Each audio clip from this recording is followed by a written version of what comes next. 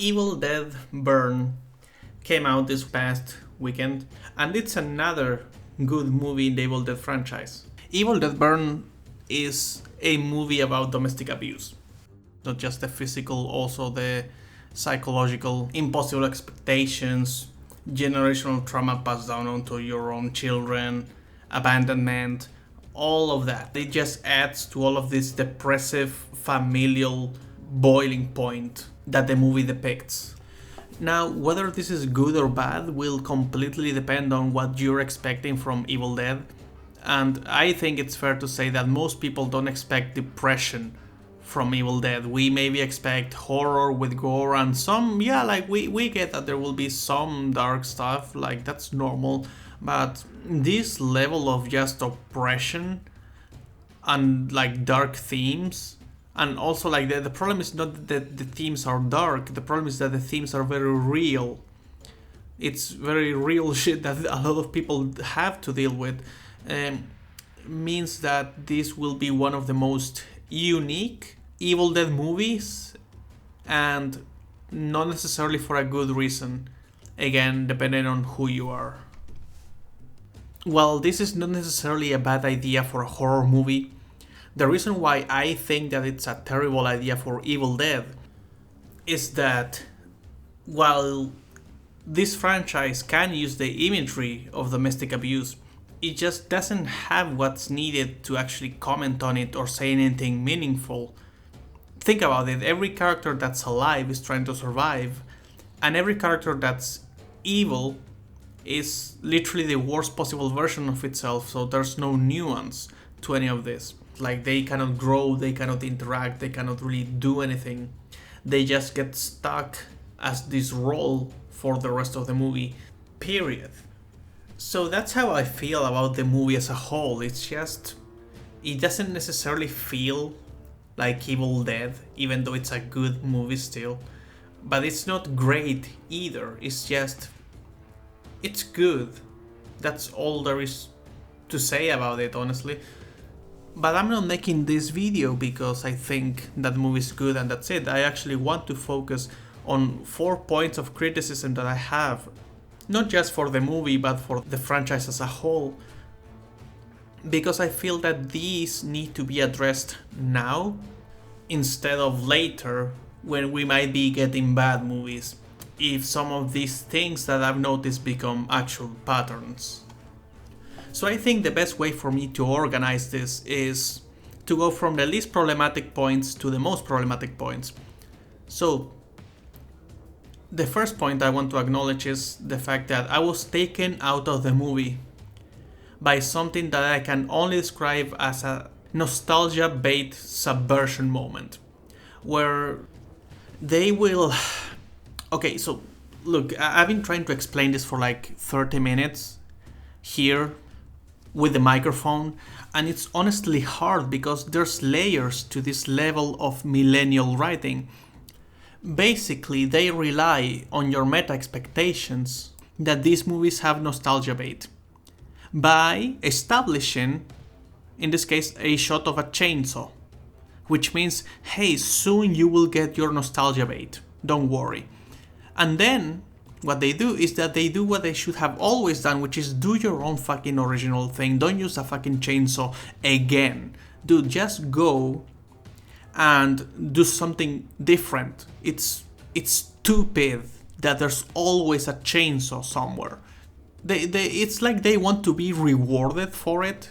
So they want you to acknowledge that they could have done nostalgia bait, but they didn't. It's so stupid. It feels like someone comes into the cinema, grabs me by the shoulder, takes me out of the movie, takes me out of the building, takes me on a ride, like we go do some fucking tourist thing, and then I'm allowed to go back into the movie. It's just completely distracting. And it's stupid. It's so dumb. Like, I'm not some nostalgia-starved man-child. I'm a 27-year-old guy who just likes horror. Stop it. Stop it. It's not the 80s anymore. It's not the old movies anymore. And there is no Easter Bunny. The fucking Queen of England doesn't exist. Just shut the fuck up, dude. I finally let it all out. So that's actually not the worst part about this movie. And that's just the one that annoys me the most as a younger person. The second point I have is the deadite dog. Now, I need to say this, okay? The dog is not something that's built up to. The dog is not like this thing that had like this huge setup or anything. It literally just happens. It feels very like, oh, okay, what could we do that's kind of cool? Let's put a dog in there for some reason. The problem is that you don't need to build up expectations for people to still be disappointed when you fail to execute a cool concept in a cool way. You just need to fail it, and they failed it. This is a micro example of the next point, by the way, which is basically all related to failed expectations. This dog appears, he's killed, he's turned into a deadite, he has a fight off screen, he doesn't even manage to actually hurt the person it's attacking. Then he goes and, I don't know, he goes outside and he's used as a tool for the characters to not be able to escape. Then he comes back near the end and doesn't, again, he just doesn't even hurt the main character. She just like stabs him before he can even like touch her.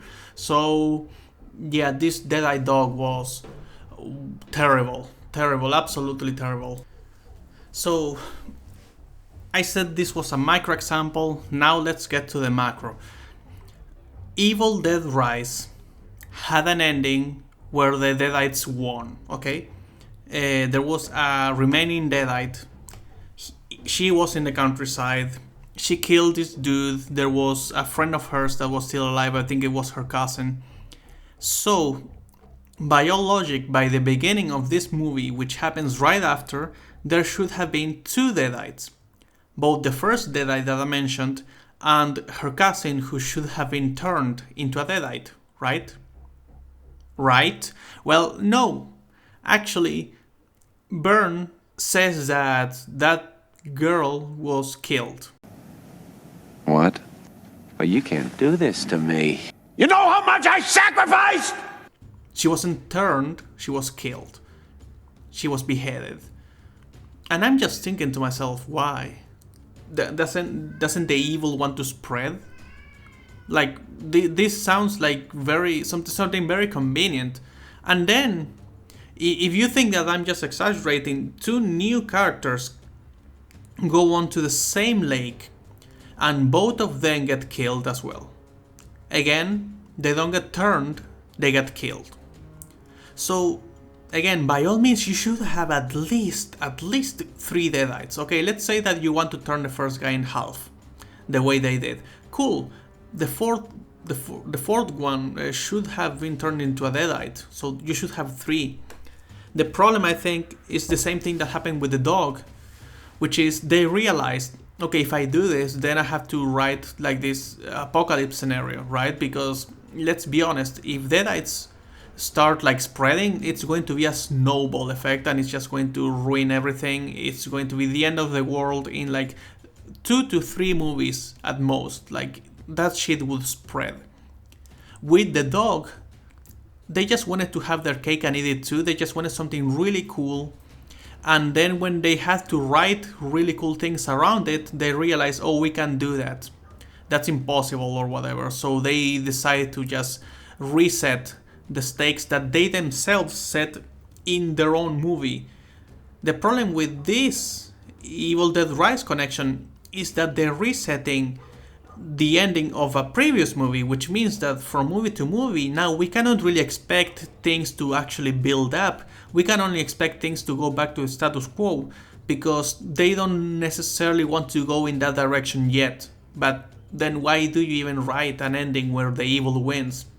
Why do you even have the evil being able to spread when it's not really consistent? Why do you even have a dog that you cannot write for? See, this is the beginning, I think, of something that could become Evil Dead's greatest weakness as a franchise if they don't stop it now. Evil Dead has already suffered in the mainstream media, okay? Like when they went and had their TV show, which apparently was really good, people didn't watch it, they pirated it, okay? So it got cancelled after a couple of seasons. They had to rush an ending. Do you understand that? The Evil franchise has already suffered, and they have suffered without doing anything wrong. I hoping we were going to put them on a map. Then it goes to Netflix, and people are like, "Hey, Bruce, I didn't know Netflix was doing a new show." Oh, you fuckers! But don't worry, none of you are guilty. It was only the most illegally downloaded TV show in the history of fucking TV shows. Oh, why did it get canceled? Because you fuckers ripped it. So if you start destroying people's expectations for the future of your franchise, that's a really big problem. That's like literally Resident Evil movie level problems. They did that in the franchise. They established clones that then they went and killed in the first 3 minutes of the next movie. They established like the apocalypse with like the White House and all of this, and then they just completely threw that out of the window in like the first 10 minutes of the next one. So what happened? People stopped giving a shit. And if people stop giving a shit, they won't go and pay for your movie. They won't even pay for it on Netflix. They will just pirate it, because they don't think that it's going to actually do anything that they want it to do. So again, this is not a huge deal right now, but I don't want to wait until it's a big deal. I want it to not ever be a big deal. So that's why I'm talking about this now. I'm hoping that anyone, like any person involved in the creation of this franchise, will think about this, because if they don't, they could continue this type of thing and it could literally just kill the franchise. This is a fragile ass IP, by the way. If you think that Evil Dead is this huge deal, it's not. It never has been, and it never will. Okay, Evil Dead is niche by definition. It's like this horror comedy thing that not everyone is going to like. Not everyone is going to like Army of Darkness, for example. And if the franchise ever wants to go back in that direction, again, it's going to alienate a bunch of people. So this is a huge risk if they don't stop doing that. They already did it with the ending of Rise, and they did it with their own dog in this movie. So again, I'm just hoping that they don't reset everything in the next one. And I hope that the next one doesn't have elements that it itself introduces within itself that then it just completely throws out the window, like they did with the dog here. Now, for the biggest point that I think we need to be worried about is the characters. We don't have any consistent characters, and that means that every single movie you have to re-establish your main protagonist. You need to establish the relationships to everyone, their trauma. You need to do all of this thing over and over and over again. That's really all I have to say. Again, not a bad movie. It does a lot of things that I do like. The father in specific, I really liked him. The abuse thing, I think, was done really well with him and Philip, and how he reacts to everything around him and how much of a coward he is. To the point that I believe, had he actually had a moment of redemption and growing a spine, it kind of would have ruined those themes. And that's where you have the discussion of entertainment versus themes, which in this case, the themes are incompatible with entertainment. But yeah, that's kind of it. I liked it. I don't have much good to say about it. The things that are good are just not necessarily things that I enjoyed personally. And I'm kind of seeing something that could develop into a pattern, and I just kind of worried. I hope more people are talking about this. I hope more people realize that Rise was setting something up that this movie kind of doesn't live up to, and they don't just take it as, oh, another Evil Dead movie and it's not bad, so we're happy and we don't criticize anything. That's all I have to say. Thank you for being here, and see you next time. This won't be something I'll do too often. I will try to keep to my own creations. But yeah, remember to like, subscribe, and all of that stuff, and have a nice day.